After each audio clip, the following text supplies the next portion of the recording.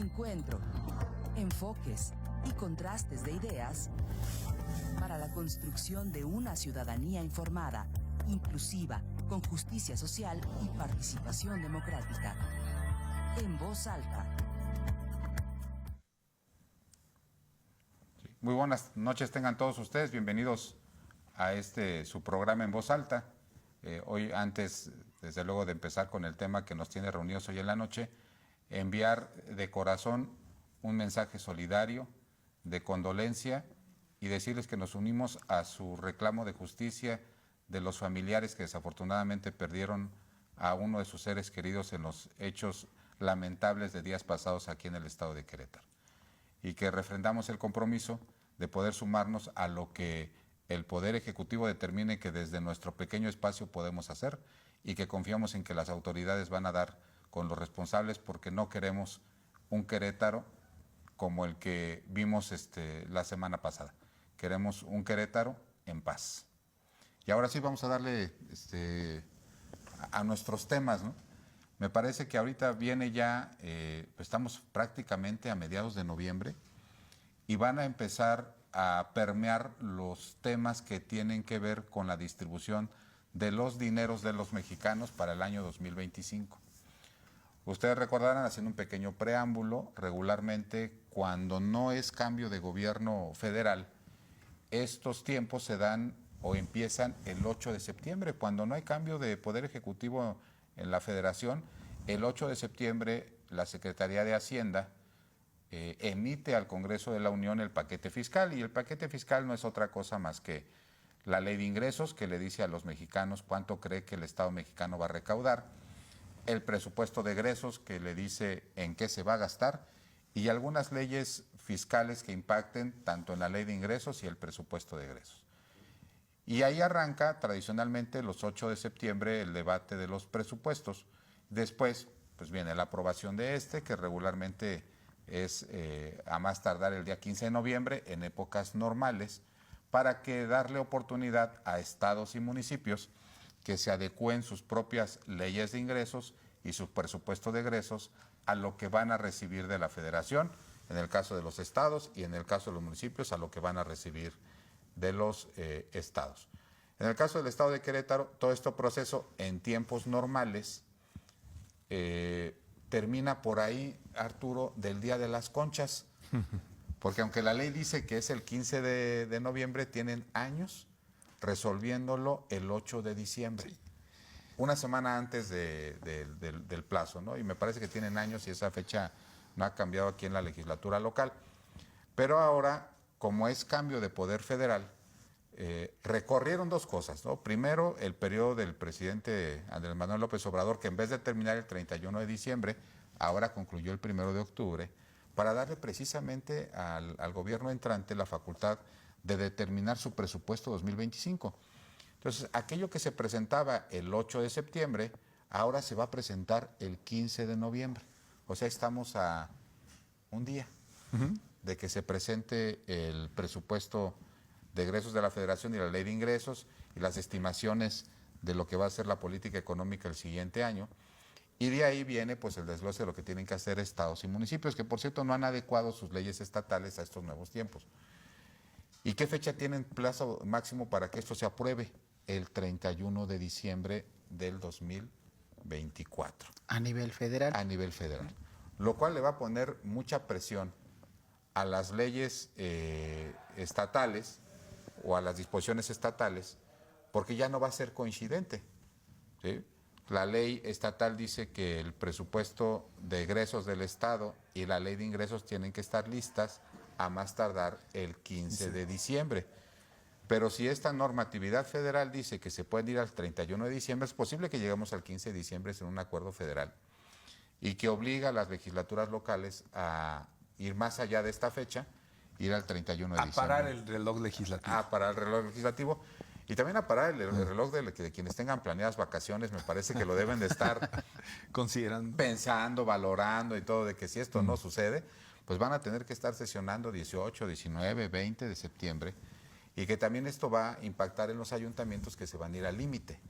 O sea, al límite del 31 de diciembre en altas horas de la noche o durante el día, para aprobar sus presupuestos de egresos. Entonces, yo les quería sugerir que el tema de esta noche sea, si bien no conocemos las cifras que va a mandar mañana el Poder Ejecutivo para el presupuesto de egresos 2025, sí cuáles son los principales retos del Estado mexicano que deberían de estar considerados en este documento, ¿no?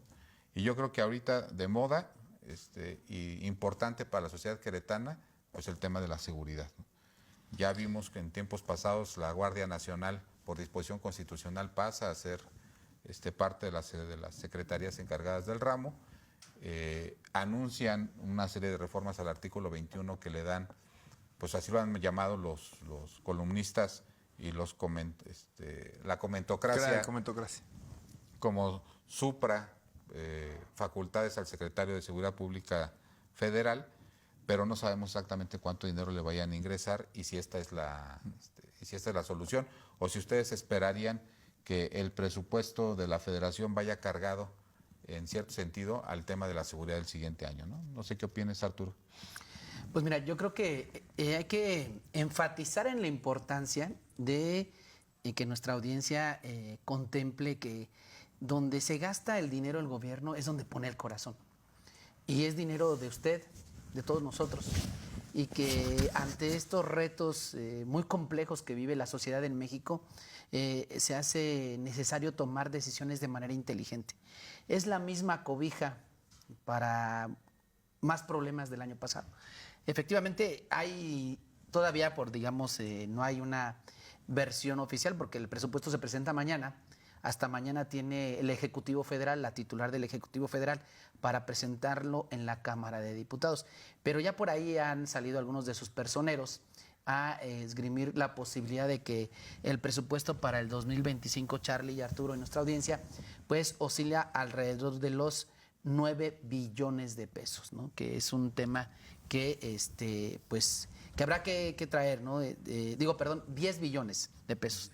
El que ejercimos este año 2024 fue de 9.2 billones de pesos y que en el 2025 se prevé que son 10 billones de pesos. Entonces, creo que es casi la misma cobija, pero con nuevos problemas, un escenario muy complejo. En este escenario, Carlos, Arturo, yo creo que hay que tener en cuenta temas de contexto local, nacional, pero sobre todo también el contexto global. El tema de la elección de Donald Trump nos tiene que obligar también a mirar a México en un panorama global donde tendremos que fortalecer inversiones seguramente. Se habla que con la llegada de Donald Trump podría estar en tela de juicio este papel de México en el nearshoring, ¿lo dije bien? Uh-huh. No es otra cosa más que la posibilidad de que venga a México mucha inversión por la gran extensión que compartimos de frontera con el principal consumidor del mundo, que es Estados Unidos, ¿no? Entonces, que muchas empresas se trasladen a México para que las empresas tengan mayor ganancia y que las inversiones sean menores, como en cuestión de electricidad, los sueldos, porque en México la mano de obra no es muy bien remunerada para nuestra sociedad, desafortunadamente, pero eso nos hace atractivos para la inversión extranjera y que de alguna otra forma los insumos, inclusive hasta los impuestos, son menores para muchos empresarios a nivel internacional y eso convierte a México en una situación atractiva. Y en ese contexto, Tocayo y Carlos, pues se convierte elemental que a lo mejor el gobierno tendría que apostarle a la infraestructura para que estas empresas se asienten en este país, ¿no? A la infraestructura, estoy hablando de temas carreteros, estoy hablando también de situaciones hídricas, o sea, es un gran tema que en México hay que ponerle atención, entonces yo creo que va a ser necesario inversiones en temas de energía también, cómo vamos a proveer de energía. Se habla de que le van a apostar muchísima lana a la Comisión Federal de Electricidad y que de alguna otra forma, pues bueno, estos rubros son importantes, Carlos y Tocayo, porque creo que si queremos que México le entre a este papel de proveedor, digamos, de muchos productos que se consumen, sobre todo en Estados Unidos, pues bueno, tendría que apostarle, Sin embargo, la llegada de Donald Trump, pues, y con esta amenaza de mayores aranceles, no sé si nos depara eso, pero es una decisión compleja que el Ejecutivo Federal tendrá que prever, ¿no? Ya de por sí atender la ley de ingresos, que la ley de ingresos, para que nos quede claro, pues no es otra cosa que la perspectiva que tiene el gobierno federal de dónde va a recibir recursos, ¿no? Desde los impuestos y estas cosas, ¿no? Cómo va a recaudar la lana que va desde estos 10 billones, cómo los va a recaudar, para que entonces sí tengamos ahí en ese tema, ¿no? Con esto abriría yo el tema. Arturo. Pues bueno, separando los instrumentos, ¿no? La ley de ingresos es, pues, ¿qué vas a recaudar? Evidentemente, ¿cómo los vas a recaudar? Me refiero, ¿qué impuestos se van a hacer cargos o contribuciones, para hablar en la generalidad, de generar estos recursos para que luego se traduzcan en otro instrumento que es el presupuesto de egresos, ¿no? Que es cómo te vas a gastar ese dinero. Entiendo que un planteamiento acorde inclusive a los últimos 6 años es que no habrá nuevos impuestos. Entiendo que es el tema y por lo que veo tampoco habrá un incremento en los que actualmente existen. Y eso me parece una primera definición. Pero por otro lado hay planteamientos de gasto como el proyecto de viviendas, un proyecto muy ambicioso, sexenal. Se habla de 1 millón de viviendas. Se han anunciado ya algunos programas sociales que pues vienen a complementar todo digamos, este sello de Morena, Cuarta Transformación, que son la universalidad de ciertos programas sociales, como el de adultos mayores, que ha sido muy exitosos. Ahora el tema del apoyo a mujeres de 60 a 64 años, las becas también universales para estudiantes de preescolar, primaria y secundaria en escuelas públicas. Y entonces hay una propuesta de gasto, yo diría adicional, por así mencionarlo, y entonces esto querrá decir que al no aumentar impuestos, estás esperando de alguna forma obtener una mayor recaudación con los que ya existen y a las tasas que ya existen. Se habla de recorte de gastos, continuar con una política de austeridad, de pues seguramente hacer un cobro efectivo de los impuestos, que creo que también fue uno de los temas que se le reconoció al presidente López Obrador. A mí me tocó que me lo platicaran en la calle, personas que me decían que estaban contentos porque ahora sí se les cobraba a las empresas, a las grandes empresas que antes, pues por alguna circunstancia, ya fuera por una defensa legal o por alguna, inclusive podríamos pensar, concesión que le diera el gobierno de facto, pues no estaban pagando sus impuestos y bueno, pues tendremos que encontrar. Se habla también de bajar el déficit fiscal que tiene el gobierno federal. Entonces, sí tendrá que ser una administración muy, muy eficiente en la recaudación, tendrá que ser muy eficiente también pues para efectos de la propia administración.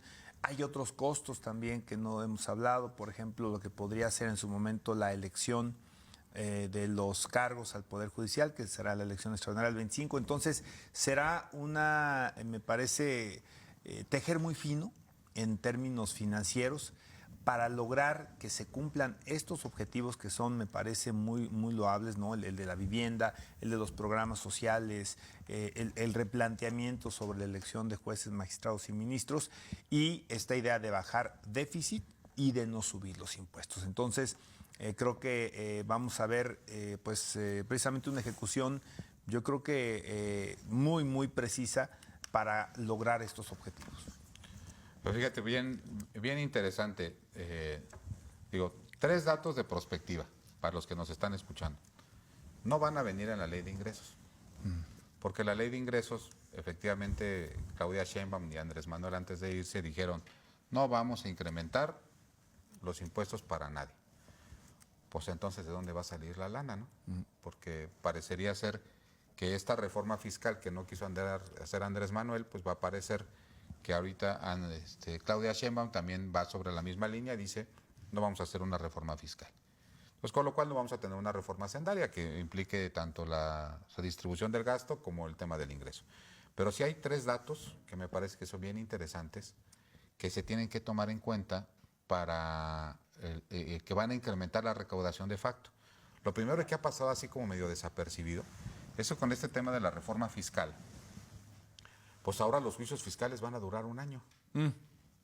Con la reforma judicial. La reforma judicial. ¿Sí? van a durar un año, ¿no? O sea, ahora ya no hay esa pretensión de que si le debías una lana al fisco, Pateas el bote. pateas el bote. Ahora, la verdad es que ¿por qué pateaban el bote los grandes empresarios?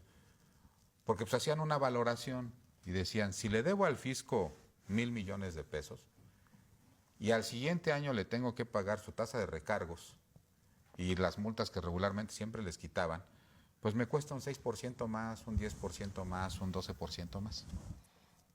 Pues qué financiamiento tan barato. La neta. Sí, o sea, ¿Qué banco tan qué amigable? banco tan amigable la federación, porque pues ¿para qué le pago a la federación si puedo hacer un negocio que me deje con ese dinero el 30, el 40, el 50%? Encontramos este tipo de políticas con el tío Richie, en donde dice, pues tengo 25,000 millones de pesos que le debo a la federación desde hace 25 años. Yo nada más quisiera saber cuánto dinero le ha dejado Claro. ese dinero, no pagarlo a la federación. Entonces es una estrategia muy común de los grandes empresarios decir, le debo a la federación, primero tengo la posibilidad de ir a un juicio y no pagarle. Y si pierdo el juicio, ya aproveché la liquidez del negocio lo suficientemente en el tiempo para poder pagarle a la federación y tener un rendimiento habitual. Entonces me parece que este tema de la reforma judicial de acortar los juicios un año va a generar ese efecto. Otro efecto de las reformas constitucionales es la tipificación de la cárcel obligada, ¿cómo le llaman ahora? Como medida cautelar, la prisión preventiva oficiosa, Sí, oficiosa. para los factureros. Y no solamente para quien venda la factura, sino para quien la compre. Entonces esto le van a dar una publicidad importante y lo que les van a decir es, ahora tienes el riesgo de que entre que lo que aclaras, si compraste o no una factura, o si vendiste una factura, ¿desde dónde vas a estar litigando, Arturo? Pues sí, desde, Pues el desde la bote. cárcel, desde el bote. Entonces van a agarrar a 2 o 3 y van a tratar de inhibir este mecanismo que desde luego le causa un menoscabo fiscal a la federación. Y algo que ha pasado desapercibido y que muchos municipios han estado haciendo a últimas fechas. ¿Sí? El último caso que me enteré fue el caso del municipio de Corregidora. Este tipo de situaciones que van en contra de la Constitución, en donde en el 2020 el presidente Andrés Manuel López Obrador tuvo a bien reformar el artículo 28 de la Constitución para decir que nadie en México puede ser sujeto de que le descuenten impuestos. Y en el caso de los municipios de Querétaro, yo no quiero saber, Arturo, en serio, la realidad es que sería bien interesante si alguien metiera una solicitud de acceso a la información, ¿cuántos municipios han hecho el famoso descuento del 80% en el traslado de dominio para empresas que van a generar empleos, que no consumen agua, etcétera? Esa disposición que tenemos en la Ley de Hacienda de los municipios que permite a empresas de ciertas características pedir al ayuntamiento que los exenten hasta del 80%. Esta disposición debe de venir desde el año 2016 y no se actualizó con la reforma 2020 que impide que los municipios exenten de impuestos. ¿Sí? ¿Qué impide? Impide. Porque antes era una herramienta muy común a finales de los 90, principios del 2000, estas disposiciones de vigencia anual, ¿no? Que te permitían que sí, al invertir se generaban fuentes de empleos o al reinvertir también se generaban estas fuentes de empleos, entonces que se podía lograr alguna, en la compra de terrenos, por ejemplo, una deducción del 50 hasta el 100%. No, en este caso es hasta del 80, si te comprometes a que no vas a construir casas, o sea, que no corresponde a un desarrollo inmobiliario, sino que va a generar empleos, no va a consumir agua, etcétera. Muy loable la disposición, pero ya no se puede. No recuerdo, no sé si en esta semana o en la siguiente, en el municipio de Corregidora se va a dar una aprobación de esta naturaleza que va a versar sobre el tema de los 6 millones de pesos que tienen que pagar y le van a descontar el 80%, simplemente no se puede. Entonces me parece que esa disposición que puso el gobierno de Andrés Manuel a través de una reforma constitucional modificando el 28 diciendo ya a nadie se le quitan los impuestos, ya nada más falta que se aterricen estados y municipios, porque eso también va a fortalecer las finanzas de los municipios. Era muy común, tenías un cuate en la presidencia municipal, le decías que no ibas a hacer lo que no ibas a hacer y pues eran sumas millonarias las que te presentaban de traslado de dominio, ¿no? Entonces me parece que esas tres cosas, en el caso de la última a los municipios y en el caso de las dos primeras a la federación, van a fortalecer el tema de la recaudación, porque hay un gran reto, ¿no? Los organismos internacionales le dicen al Estado mexicano, estás a 5.5 de déficit del Producto Interno Bruto. Esto para común denominador de la gente es que estamos gastando más de lo que ingresamos en una cantidad exorbitante cercana al billón de pesos. ¿Y qué pasa cuando gastamos más de lo que ingresamos? ¿Cómo se llama? Déficit. Pues deuda.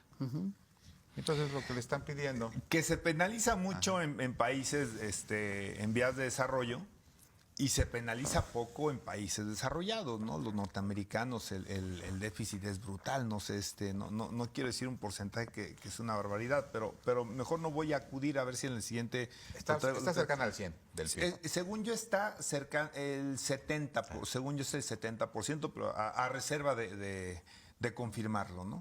Entonces, y no estoy diciendo que es una práctica necesariamente adecuada, sin duda ya me voy a bajar a los estados y a los municipios, sí satanizada, ¿no? El tema de la deuda ya no se atiende mucho a para qué estás pidiendo, simplemente a rajatabla es pues ya un tema negado antes de ser solicitado. Yo tengo una duda. Por ejemplo, en países desarrollados, regularmente la deuda genera infraestructura. Y la infraestructura genera incremento del Producto Interno Bruto y entonces, pues ahí se va midiendo el asunto. La deuda ¿no? genera guerra, también, pero genera economía, ¿no? Genera economía. En el caso del Estado mexicano, la mayor parte de la deuda se ha ido a programas sociales. Que yo creo, la verdad es que yo creo que en el futuro inmediato va a generar un incremento de la economía. O sea, eso es lo que yo deseo, o sea, demostrar que no solamente la inyección en la industria o en la infraestructura o en la guerra genera movimiento de la economía, sino también el apoyo en programas sociales genera apoyo en la economía. Incrementamos el Producto Interno Bruto y como la deuda se mide en razón de nuestra productividad, pues andamos cerca del 52, 53. Aún así somos de los países más bajos, ¿no? Sí, y yo fíjate que más allá de los criterios o los estándares de los organismos monetarios internacionales para medir este tema del déficit, yo creo que sí también tendríamos que apostarle a que hagan un ejercicio sano de las finanzas en el país. Yo no digo que esté mal el déficit o la deuda pública, pero creo que también es importante ver la posibilidad de que seamos, digamos, creíbles a organismos internacionales para financiamientos, ¿no? Porque critican mucho.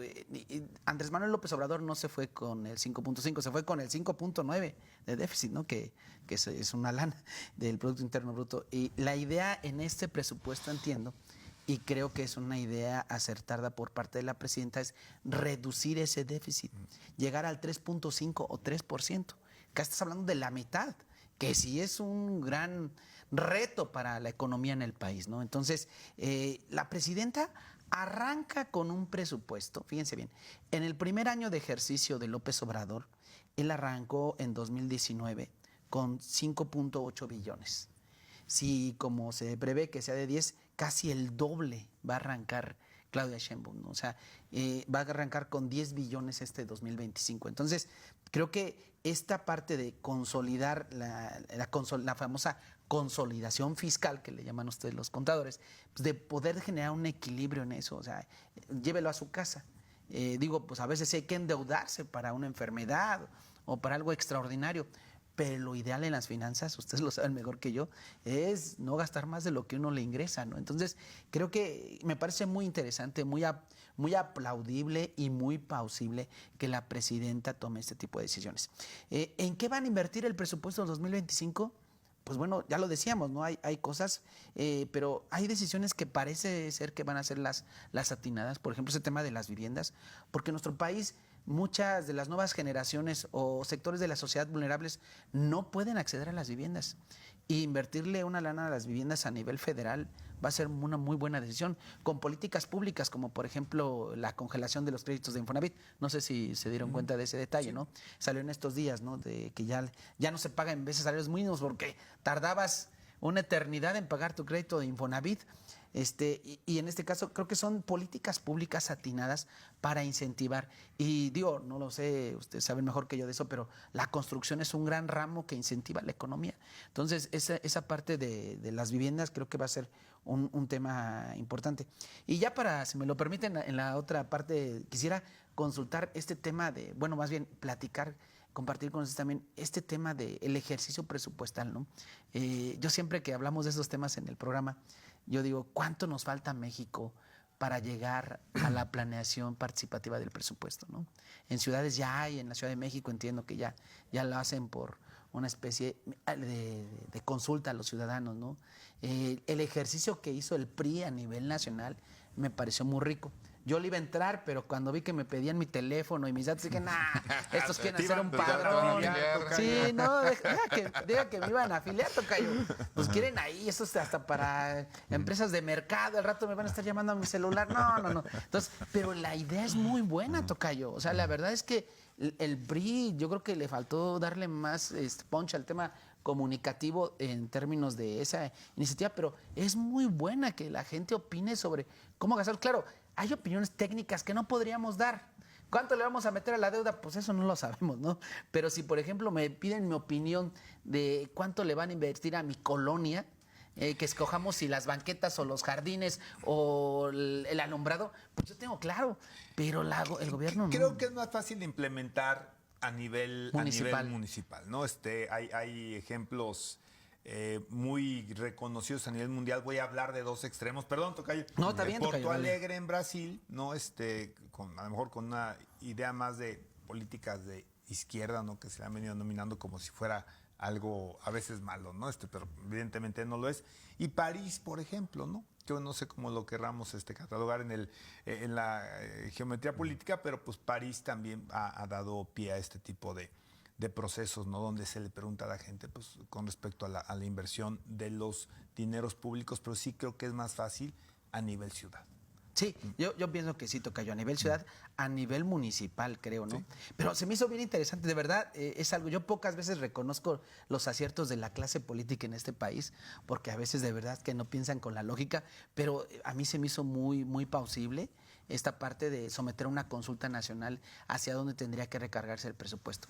Yo creo que sí, es muy complejo, tocayo, lo más fácil es a nivel local, pero sí, yo creo que los ciudadanos padecemos y vivimos a diario efectos económicos de decisiones a nivel federal que uno dice, bueno, un ejemplo, tocayo, o sea, de verdad ya métanle a las carreteras a nivel federal, tocayo. La carretera que va de Cadereyta a San Juan del Río es una carretera federal, aquí en Querétaro, para los que nos están viendo de otras partes de México o del mundo, pues tenemos varios municipios que están conectados con la zona conurbada, con la principal centro geográfico de este estado, y la verdad es que es una carretera federal deplorable.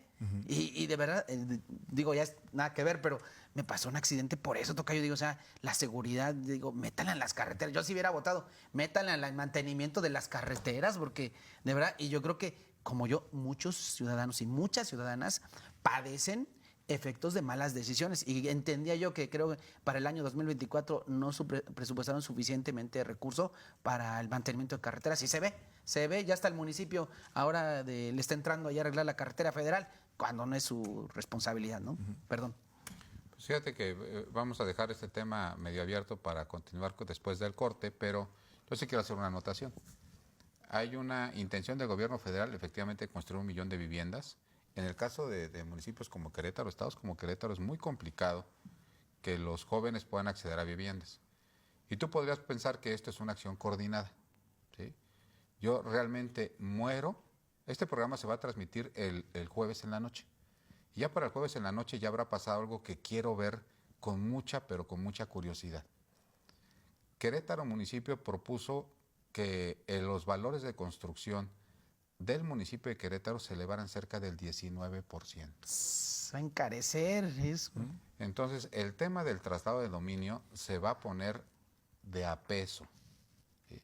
Yo quiero ver cómo es que van a reaccionar los diputados y van a encarecer la posibilidad de que los queretanos asciendan a una vivienda digna cuando muchos de los costos de la vivienda están ligados al valor catastral de esta, ¿no? Pero me quiero extender en la siguiente parte. Vamos a un corte y no nos abandonen. Esto se va a poner interesante. Continuamos en voz alta. Regresamos. Bien, pues muchas gracias por continuar con su programa en voz alta. Estábamos a punto de iniciar en un tema bien interesante que le resulta de mayor importancia a la ciudadanía de Querétaro. Me decían fuera del área, yo creo que hay que ser un poquito más específico y afortunadamente tenemos un notario que de esto sí sabe en materia fiscal. Si usted, ciudadano, va a comprar una casa, hizo todo el esfuerzo, un terreno, juntó una lana, un bien inmueble, quiere construir su casa, quiere comprar un terreno, pidió un crédito hipotecario, lo juntó con su esposa, tiene 5 años ahorrando. Y tiene una cantidad específica, inclusive ya fue con el notario para que le hicieran el cálculo de los gastos notariales, que incluye lo que va a cobrar el notario, que incluye lo que va a cobrar el avalúo, que incluye desde luego lo que le va a tener que pagar al municipio por traslado de dominio. Pues les anuncio lo siguiente, ¿no? A partir del 1 de enero, los valores de la construcción van a subir por propuesta del municipio de Querétaro un 19%. ¿Y eso qué significa? Imagínense una casa, imagínense la casa que van a comprar. 150 metros cuadrados con 200 metros de construcción. En promedio, el valor de la construcción representa el 80% del valor de la propiedad. Y digo en promedio, puede ser más, ¿eh? Puede ser que el terreno valga relativamente poco y la mayor parte del valor de la propiedad sea la construcción. Imagínense que el municipio determina que su construcción ahora ya no vale 100 pesos, sino que vale 120. Entonces, sobre de eso le van a cobrar el traslado de dominio que va a subir de manera exorbitante. No se justifica que suba un 19% porque yo no sé, la inflación va a estar en el orden del 4 o el 5%. Nada más para que se dé una idea, los 17 municipios restantes, de forma muy consciente, decidieron subir solamente el 4.5% el valor de la construcción, lo cual ni siquiera se considera que suba. Es una actualización al valor de la construcción. Pues no, señores, el municipio del Querétaro prácticamente se fue al 19%. ¿Esto qué va a suceder? Señor, señora, que usted hizo el esfuerzo para comprar una casa, cómprela antes del 31 de diciembre, porque para eso quería Acción Nacional la Comisión de Planeación y Presupuesto del Congreso del Estado, para poder cometer este tipo de arbitrariedades, ¿no? Que yo espero que se puedan frenar en el Pleno y que la construcción suba máximo un 4.5%, porque si no, vamos a seguir siendo Querétaro el estado en donde se paga la mayor cantidad de traslado de dominio del país. Y como no pudieron subir el traslado de dominio, suben el valor de las propiedades y prepárense para que les digan, no, es que su propiedad va a valer más. No, señores, esto va a perjudicar al sector inmobiliario y va a perjudicar a cientos de familias que han hecho el esfuerzo para poder comprar una vivienda. Cómprenla antes del 31 de diciembre, porque si esto se aprueba en la legislatura, les va a costar una lana más. Mira, solamente quizá para tratar de hacerlo muy sencillo, lo que se está planteando, estará planteando ahora pensando en las lógicas de ingresos y presupuestos, es, en el caso de los municipios, se sostienen básicamente con 2 ingresos, ¿no? El predial, que también se ve involucrado, y el traslado de dominios es de donde se concentra la mayor parte del presupuesto que luego ejerce los municipios en Querétaro o en cualquier lugar de la República, ¿no? ¿Qué es lo que viene en esta semana? La consideración de las tablas de valores catastrales que hace cada uno de los ayuntamientos para distinguir también el término ayuntamiento y municipio, porque bueno, el ayuntamiento es el colegiado, ¿no? Es regidores y síndicos y el alcalde, donde determinaron a partir de un análisis que tiene que ser técnico, es decir, tiene que haber una justificación técnica, que normalmente la hacen ahora tasadores, conocidos peritos valuadores, pero que en algunas ocasiones pues se le mete la mano ya por parte de quienes hacen la presentación de los aumentos de estos o la actualización de valores ante el ayuntamiento, y a veces puede ser tan caprichosa como, bueno, pues técnicamente no se justifica, pero yo ocupo más recursos y entonces le voy a aumentar aquí y acá, ¿no? ¿Qué va a pasar con esta tabla de valores si se aprueba en esta condición que comenta Charlie? Pues que si bien la tasa no cambia, es decir, no te están cobrando más predial o no te están cobrando más en esta tabla para calcular los traslados de dominio, sí la base aumenta. Entonces, al aumentar la base a la cual le aplicas el impuesto, pues evidentemente se va para arriba, ¿no? Y se va a cambiar de rango, Arturo. O sea, sí, no además hay un solamente- cambio de rango. Hay sí. un cambio de rango. Sí, sí. Entonces, sí tiene un tema que puede impactar fuertemente. Evidentemente, es decir, el mercado de quien pone una casa para que pues alguna familia, algunos jóvenes logren su sueño patrimonial de tener una vivienda o tener un terreno para construir una vivienda o tener un local comercial, porque también aplica a locales comerciales, en fin, no cualquier inmueble, ¿no?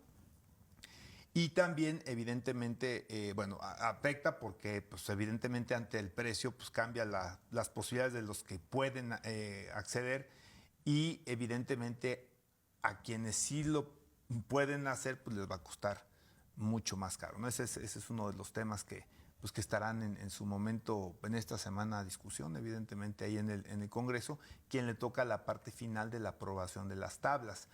Si bien la propuesta surge del ayuntamiento, pues puede haber un rechazo por parte de la legislatura. Que esperemos que ahora la legislatura sea inteligente y frene esto, porque, o sea, entiendo, y gracias por la explicación muy detallada, que cuando yo compre una casa, un terreno o un local, un bien inmueble, pues voy a tener que pagarle un porcentaje mayor de impuestos sobre traslado de dominio al municipio. Lo que quiere decir que no es que la casa que tú me vas a vender valga más, en realidad vale lo mismo, pero le voy a pagar más bueno, si vale más, cuesta más, pero a ti no te va a llegar más recurso. En realidad ese recurso que va a llegar es el impuesto que le va a llegar al municipio. Sí, la vivienda te van a decir que vale más en papel, pero cuando vayas con el evaluador, te va a decir, es que ahora ya vale un 20% más. Entonces, yo te cobro un 20% más. O sea, los notarios van a decir, oye, es que ahora ya la operación es por un monto mayor.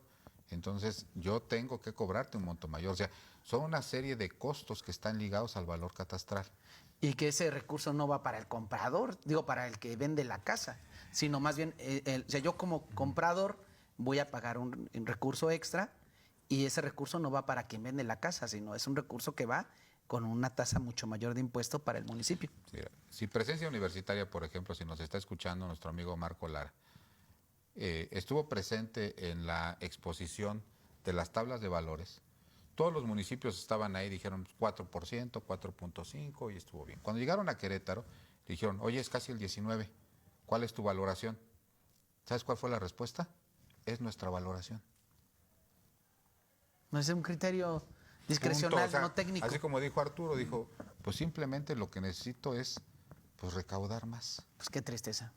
O sea, no hubo un debate para decir, oye, fíjate que la inflación en términos de la construcción, o es más caro aquí, o el acero ha estado creciendo.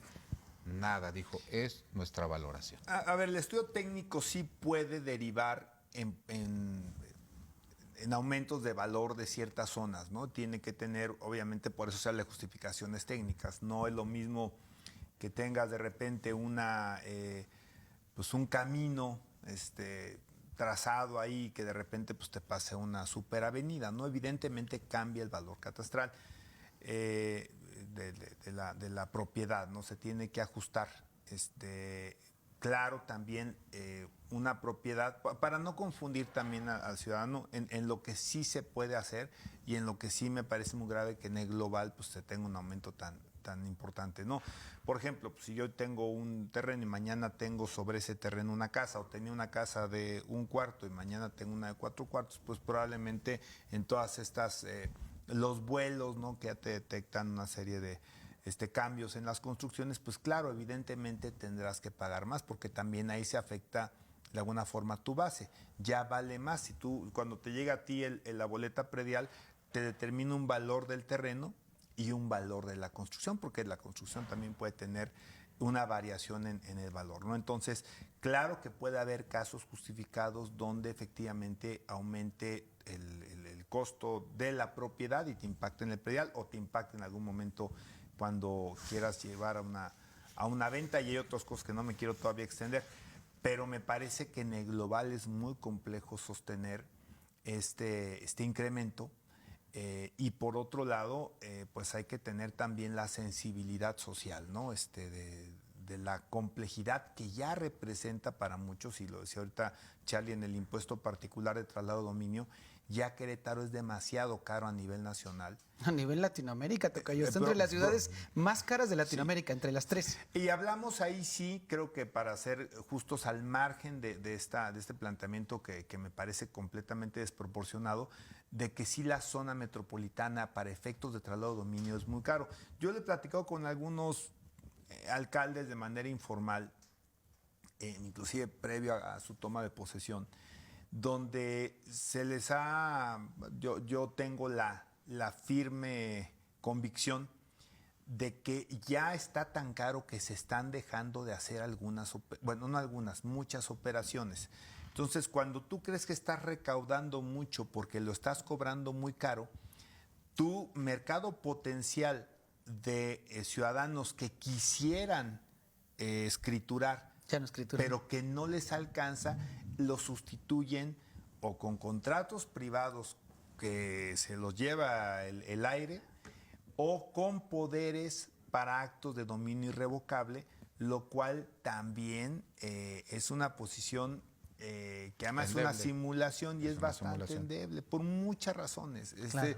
La gente no puede pensar que teniendo un poder para actos de dominio irrevocable realmente tiene su patrimonio garantizado, ¿no? Entonces, si hay problemáticas de fondo que atender, e insisto, si esto todavía lo siguen encareciendo más, lo que probablemente es detengas la posibilidad de que familias hagan estos, que no nada más es en compra, puede ser en donaciones, puede ser en daciones en pago, puede ser, muchas alternativas de hacer estos cambios de patrimonio de una persona a otra, pero pues va a complicar más esta situación de poder adquirir, y vamos a caer más en otro tipo de irregularidad patrimonial. Si yo no tengo para pagar algo que ya poseo, que ya estoy habitando, pero simplemente no lo puedo escriturar, ¿no? En pocas palabras, no lo puedo heredar, no lo puedo vender, no puedo donar. Pero fíjate, algo muy interesante ya en términos políticos, y perdón, a lo mejor nos fuimos a algo muy local, pero yo no entiendo al Partido Acción Nacional porque esto le cobra más a su base votante. O sea, realmente... si lo segmentas en términos de... Desde luego, o sea... Socioeconómicos, como le llaman, ¿no? Están atacando duramente a su base votante. Están castigando a quienes les dieron el voto, porque son los que van a terminar pagando más cuando hagan este tipo de operaciones. Yo tutelaría mucho que si van a hacer esto, pues entonces revisemos las tablas progresivas del impuesto para que los que tengan propiedades con menos valor se vean menos afectados. Pero sumando el comentario 1 con el comentario 2, bueno, a cierto sector de la población estoy luchando para cobrarle más. Pero al empresario que se viene a instalar, volviendo al caso de Corregidora, que tiene que pagar 6 millones de pesos de traslado de dominio, le aplico un artículo que desde luego es inconstitucional y le exento el 80% del traslado de dominio, con lo cual el municipio pierde cerca de 4.200.000 pesos. Pero sin embargo, del otro lado, sí le estoy cobrando al ciudadano. Entonces, es hacer una acción ilegal para dejar de cobrar una contribución por empezar o proponer acciones legales para poder ser más recaudatorio con los que hoy pagan. Ambos, uno beneficia a las élites, que me parece que podemos suponer e intuir por qué se beneficia a las élites, ¿Y Pues por qué porque se nos les van a dar chamba. ¿Y por qué se les Mal regresan, pagado. ¿y por qué se les regresan los favores a las élites después de campaña? ¿Cómo crees, Carlos? Porque aparte el momento es muy interesante, ¿no? O sea, ya tomé protesta y luego lo primero que hago de las primeras acciones debe ser la 3 o la 4, en el caso del municipio de Corregidora, es exentar a una empresa del pago del impuesto de traslado de dominio. Y del otro lado está el municipio de Querétaro subiendo las tablas de valores diciendo, bueno, pues yo creo que de aquí voy a financiar parte de las 21 secretarías que ya mantiene el municipio de Querétaro. O sea, ya es casi tan grande como el gobierno federal. Entonces, me parece que las decisiones que ha estado tomando el alcalde del municipio de Querétaro y su equipo no tienen por qué ser trasladadas en términos financieros a que las paguemos todos los queretanos. En particular un sector, pero bien importante, que son los jóvenes, a los que hemos prácticamente peluciado. Y no sé si ustedes hayan tenido conversaciones con los jóvenes cuando les decimos de forma muy cruel, yo a tu edad ya tenía casa, ¿sí? Yo a tu edad ya tenía 2 casas. Nada más que cuando les digan que a nuestra edad tener una casa la podríamos amortizar o pagar en 10 años, oye, a estos jóvenes que nos están escuchando en el foro, les va a costar, jóvenes, perdón que les diga, 22 años. O sea, oles para ustedes el doble de difícil tener una casa. Para que las próximas veces que me los pelucen los adultos y les digan que no, ¿por qué a su edad no tienen casa? Señores, porque es más complicado. Y ahora el municipio lo pone todavía más complejo. Pero fíjense que ahí tocayo, Charlie, es bien interesante este tema que tú comentabas, ¿no? Del aumento de gasto corriente, porque tú corrígeme si tiene otro nombre, ¿no? Y cómo ha habido claramente una marcada tendencia no a crecer, y ahorita voy a decir a quién, ¿no? Sino a reducir. A ver, voy a poner un caso de un personaje que a mí se me indigesta igual que Trump, que es Milei, ¿no? Javier Milei, la verdad es que se me indigesta. Pero uno de los elementos que más le funcionó en su campaña fue aquel video donde iba arrancando del pizarrón una serie de dependencias que no le abonan al ciudadano. No quiere decir que no se atiendan los temas, ojo, mucho cuidado. Quiere decir que no se debe generar más burocracia, sino reducirla. ¿Para qué? Para lo que estamos hablando. Si tú reduces el costo de operación del gobierno y lo haces más eficiente, te sobra más dinero para ponerlo a trabajar en obras y servicios que la gente te está demandando. Por eso es que no se puede entender claramente esta política de las razones. López Obrador lo hizo. Podrá gustarles o no el personaje, las formas, no sé. Pero crecieron tanto las subsecretarías en el gobierno de Peña Nieto. Creo que en Segov, nada más como ejemplo, creo que había 6. Se quedaron 2. Si mal no sé si 3. Creo que fueron 3. La del ramo, la de derechos humanos y asuntos religiosos. Hijo, estoy casi pensando que se quedaron 2. Pero bueno, dejemos la que es 3. De hecho, hay por ahí un decreto publicado en el Diario Oficial de la Federación donde justamente se ordena a las secretarías en decir, córtale. Entonces, sí, en esto que estamos analizando, que son los temas presupuestales y también, evidentemente, los ingresos, pues yo creo que una de las lógicas y los compromisos que tenemos que tener con la ciudadanía es pues gastar menos como gobierno, que te cueste menos este aparato burocrático y encontrar elementos para facilitar justamente la prestación de servicios a partir de pues toda la serie de tramitología que tienen que hacer los ciudadanos, que además ya hay muchos, ¿eh? Ahora la tecnología te da muchos elementos, pero bueno, sí suena un tanto cuanto contradictorio y a contrapelo de una tendencia de gobiernos o de ultraderecha o de izquierda, si lo quieres poner así, el del presidente López Obrador. Yo creo que hay ya reflexiones interesantes y obliga a esta nueva conformación que tiene la legislatura para poder por lo menos discutir estos temas, ¿no? Son temas muy técnicos. Yo casi estoy seguro que puede haber diputados que dicen, bueno, ya lo aprobó la comisión, entonces algo nuevo debe de tener. Es un asunto que es de números, pero que cuando llega al escritorio y a los bolsillos de los ciudadanos queretanos, dicen, oye, ¿cómo es posible? y yo que he tenido la posibilidad de ser secretario de Finanzas, que me hiciste una liquidación en noviembre y ahora me la haces en enero y representa 20, 30, 40 mil pesos adicionales.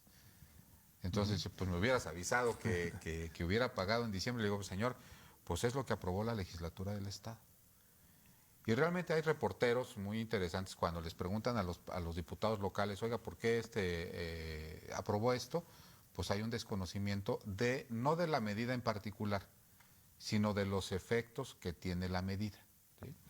Y si tú vas ligando todo el andamiaje que tiene el partido en el poder, en el caso del gobierno del Estado y en el caso de los municipios, pues por un lado hay una declaración diciendo que van a recibir 600 millones de pesos menos, pero lo que el año pasado que habían hecho la misma declaración resulta que no lo recibieron menos, que sí terminaron recibiéndolos, que el año 2025 viene complicado, tienes un aparato burocrático que te representa algo interesante, por ejemplo, ¿no? Digo, para los ciudadanos de a pie, un secretario del municipio de Querétaro, uno, representa en gasto, nada más esa persona, 1,5 millones de pesos al año.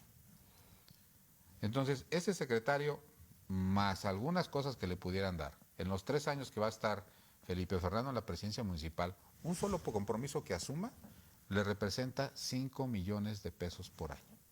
Una sola persona. Ya no digamos el aparato que le va a tener que poner debajo.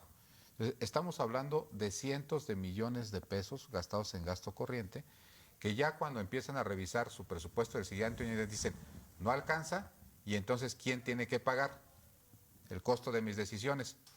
Pues todos los que nos están escuchando, que estaban a punto de hacer una operación inmobiliaria, y todos los jóvenes que hoy van a tener todavía un derecho nugatorio mayor a tener la posibilidad de ser de tener una propiedad, ¿no? Y pues esto contrasta con el esfuerzo federal de decir, pues 1 millón de viviendas, ¿no? Las viviendas que vengan aquí, pues ya les aseguro que de inicio comprarlas va a resultar más caro. Les agradezco mucho el favor de su atención. No nos dejen de ver la próxima semana en su programa En Voz Alta. Gracias.